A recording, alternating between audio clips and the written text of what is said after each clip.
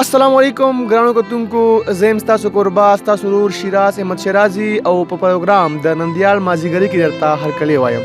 کتونکو هیله لرم چې ټول به په صحت روغ یې او د ژوند په ښه شیبو کې به یې.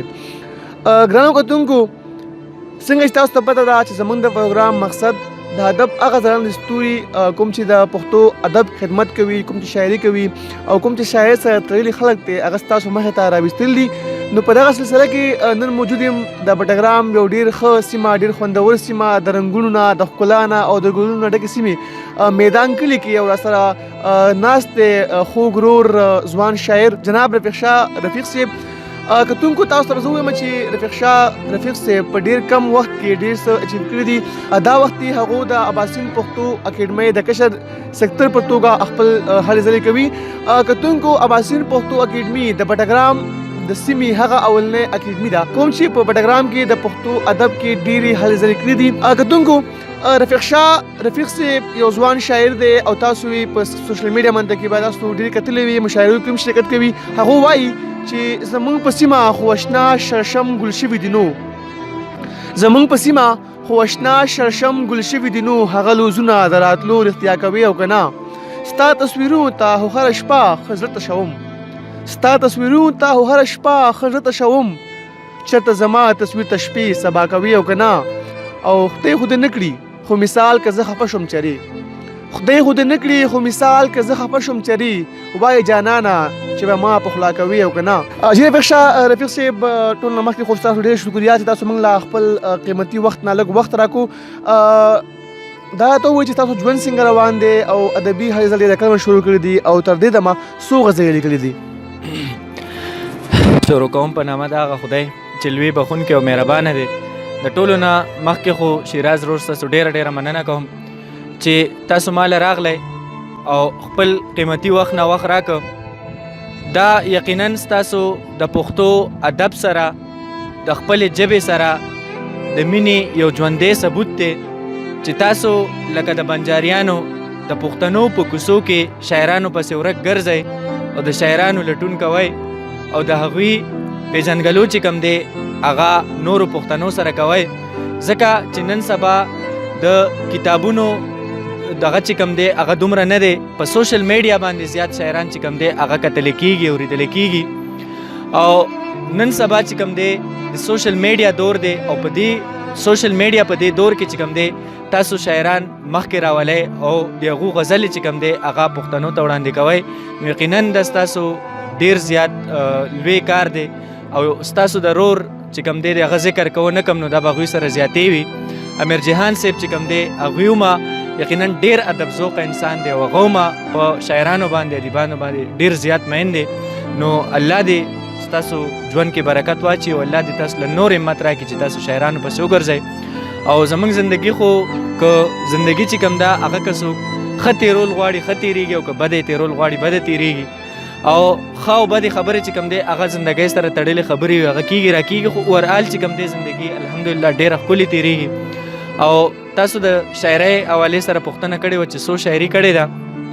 نو زه په خپله په شاعرۍ کې د مقدار قایل نه یم.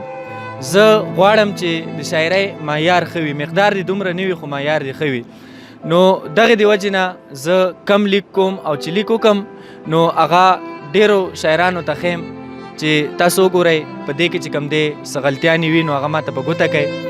نو شاعري مې دومره ډېره نه ده کړې، لږه مې کړې ده. رفیق صاحب، دا ته ووایې که نه چې په ډېر کم عمر کې تاسو اباسین پښتو اکیډمۍ کشر سیکتر جوړ شوی. یقینا چې د اباسین پښتو اکیډمۍ څنګه ما وړاندې وویل چې د هغې ډېر غټ خدمات دي د بټګرام سیمه کې د پښتو ادب لپاره، لکه چې قمر صحرایي صاحب هغې سره تړلی شخصیت دی، دغه شانته کې زرین پریشان صاحب دی. نو لکه چې اباسین پښتو اکیډمۍ په ډېر کم وخت کې د بټګرام په سیمه د بټګرام په خاوره ډېر غټ شخصیات پیدا کړي دي او تاسو یو نوجوان شاعر یې او د اباسین پښتو اکیډمۍ کشر سیکتر یې. نو دا سفر څنګه تیر شو او څنګه طریقې چې کومه تاسو دومره زر واغسته؟ یاره ما ته خو ځان دومره لوی نه ښکاري پخپله او رښتیا خبره هم دا ده چې زه لا د ادب په میدان کې خړپوسې هم نشم کولی، د خړپوسو قابل هم نه یم چې د ادب په میدان کې خړپوسې وکړم.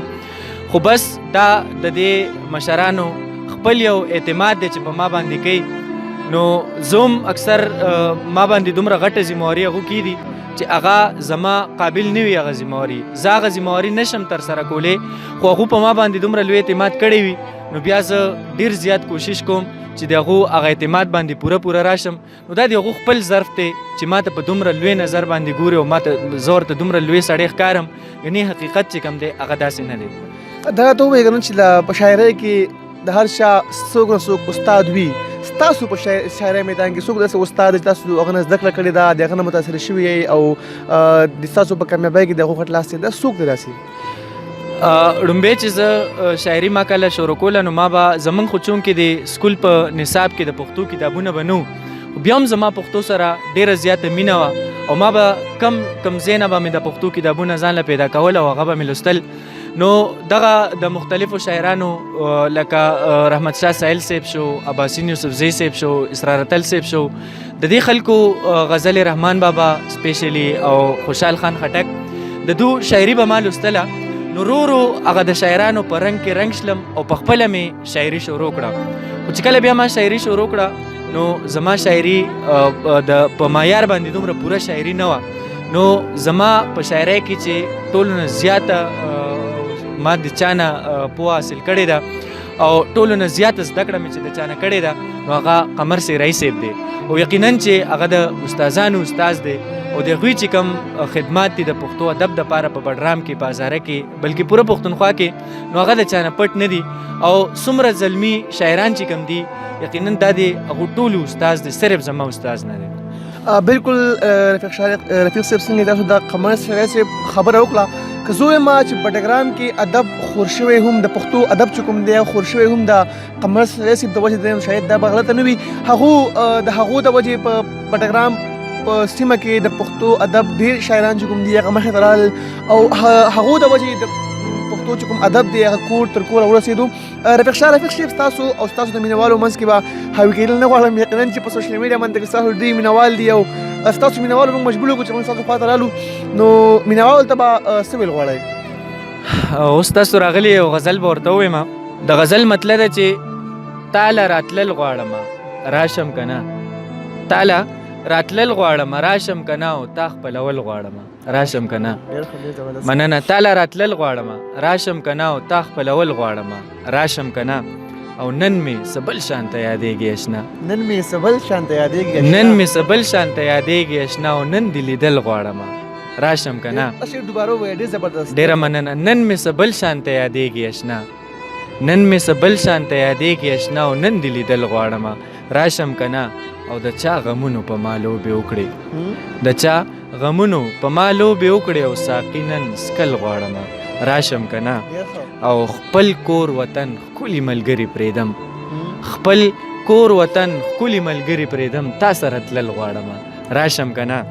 او ستا د قاتل نظر نه لوګې، ستا د قاتل نظر نه لوګې او یو ګزار بل غواړم راشم که نه. ډېره مننه. ستا د قاتل نظر نه لوګې یو ګزار بل غواړم راشم که نه. او ستا په ناز هغه وړې خبرې، ستا په ناز هغه وړې خبرې تا اورېدل غواړم راشم که نه. او ښکلول دغه بختورې دوړې ستا د درشل غواړم راشم که نه. او زه رفیق خوب د یو لحظې دپاره، زه رفیق خوب د یو لحظې دپاره ستا په سنګل غواړم راشم که نه. زه رفیق خوب د یو لحظې دپاره ستا په سنګل غواړم راشم که نه. ډېر ښه رفیق صاحب، ستاسو پوره شعرونه چې کوم دي یقینا ډېر کمالي دي او که زه دا وایم چې ستاسو فین یم یقینا دا به غلطه خبره نه وي، ستاسو شاعري په ما باندې کې ډېر اثر کوي، ځکه چې ستاسو لږه ډېره شاعري معلوم یاده ده. ستاسو یو شعر دی چې زه رفیق به ولې د اباسین سندرې نه وایم، دا زرین ستایل دی ټپې صحرایي کوي، او دغه شانتې یو بل شعر ستاسو دی چې هر یو انداز به زه وستایم خو لږ صبر وکړه لا شاعر خو نه یم. رفیق صاحب ډېر مینوال ستاسو په سوشل میډیا باندې کې دي او یقینا که هغو ته خپل یو نوی کلام بل وړاندې کړي نو چې هغو به ته نوم ډېر محسوس شي او ډېر خوند به وکړي، ډېره مزه به وکړي. ډېره مننه. بالکل تازه کلام چې کوم دی هغه به خپلو مینوالو ته ډالۍ کړم په ډېره مینه باندې، او سپیشلی چې کم زمونږ مسافر رونه دي په سعودي عرب کې دي او کنه د ملک نه بهر نورو ملکونو کې دي نو هغوی ته د سپیشلی دا غزل چې کم دی دا ډالۍ وي. د غزل مطلب ده چې هسې تا باندې ارزان یم جانانه، هسې تا باندې ارزان یم جانانه، هسې تا باندې ارزان یم جانانه، ګنې زړه یم د چا ځان یم جانانه. ډېر ښه، ډېر زبردست. مننه. هسې تا باندې ارزان یم جانانه او ګنې زړه یم د چا ځان یم جانانه. او زه به هم یو چا له ښې شمه بې حده، زه به هم یو چا له ښې شمه بې حده او زه به هم د چا جانان یم جانانه. ډېر ښه، دوباره ووایه دا شعر جي. ډیره مننه. زه به هم یو چا له ښې شمه بې حده، زه به هم د چا جانان یم جانانه. او له خپل ځانه هر سړی را باندې ګران دی، له خپل ځانه هر سړی را باندې ګران دی او ځکه هر چا باندې ګران یم جانانه. او بې له تانه ای قسم دی باور وکړه، بې له تانه قسم دی باور وکړه، لکه زوړ کنډر ویران یم جانانه. دوباره ووایه، ډېر زبردست، ډېره مننه. ډېر ښکلی. بې له تانه ای قسم دی باور وکړه، لکه زوړ کنډر ویران یم جانانه. او سلسلې دې د غمونو ختمې نه کړې، سلسلې دې د غمونو ختمې نه کړې، لا همت لرم لا ځوان یم جانانه. سلسلې دې د غمونو ختمې نه کړې، لا همت لرم لا ځوان یم جانانه. او په دې دومره مینه هم مې لا خپل نه کړې، په دې دومره مینه هم مې لا خپل نه کړې، زه خو تا ته حق حیران یم جانانه. او د غزل مقطع ده چې زه رفیق په دغه دومره لوی جهان کې، زه رفیق په دغه دومره لوی جهان کې، بس په تا باندې ودان یم جانانه. ډېر ښه، ډېر زبردست. رفیق شاه صاحب، ټایم خو ډېر شو او دومره خوندورې غزلې تاسو لیکلي دي، یقینا چې تاسو له الله تعالی ډېر صلاحیتونه راکړي دي. او زما خو دغه دعا چې تاسو د قلم زور دی الله تعالی نور هم زیات کړي. خو ټایم زموږ ډېر شو، نو په تلو تلو کې راته یو غزل بل وړاندې کړي، ستاسو به ډېره مهرباني وي. غزل دی چې را سره پروت دی ښه سنبال جانانه، را سره پروت دی ښه سنبال جانانه، او تا چې راکړی و رومال جانانه. ډېره مننه. را سره پروت دی ښه سنبال جانانه، او تا چې راکړی و رومال جانانه. او زه هم ټول پیژنم ما هم پیژني، زه هم ټول پیژنم ما هم پیژني، ستا په سر ستاسو کلیوال جانانه. او راشه چې نن درته ښه سپک کړمه زړه، راشه چې نن درته ښه سپک کړمه زړه، راشه چې نن درته ښه سپک کړمه زړه، نور چاته نه ویم د زړه حال جانانه. او هیڅ یو شی هم ستا په شان نه دی که نه، هیڅ یو شی هم ستا په شان نه دی که نه، څه سره ورکم ستا مثال جانانه. رفیق شاه صاحب، دوباره ووایه دا شعر، ډېر خوندور شعر. ډېره مننه. هیڅ یو شی هم ستا په شان نه دی که نه، څه سره ورکم ستا مثال جانانه. او خس غوندې مخکې څو رنګونه لري، خس غوندې مخکې څو رنګونه لري، او رنګین رنګین د بوډۍ ټال جانانه. او چې لاس مې برشي ښار ته ځم او راوړم، چې لاس مې برشي ښار ته ځم او راوړم، ځان له شړی او تا له شال جانانه. او تش په خندا د خلکو تیر نوځې، تش په خندا د خلکو تیر نوځې، او دلته به ډېر زیات کوي خیال جانانه. او ما خو د خدای نه بس یو ته غوښتې، ما خو د خدای نه بس یو ته غوښتې، که مې دې کړې چرته سوال جانانه. او چرته یو ورځ خو به غزل د رفیق، چرته یو ورځ خو به غزل د رفیق هم شي د سیالو سره سیال جانانه. ډېر ښه رفیق شاه صاحب. را سره پروت دی ښه سنبال جانانه، را سره پروت دی ښه سنبال جانانه، تا چې راکړی و رومال جانانه.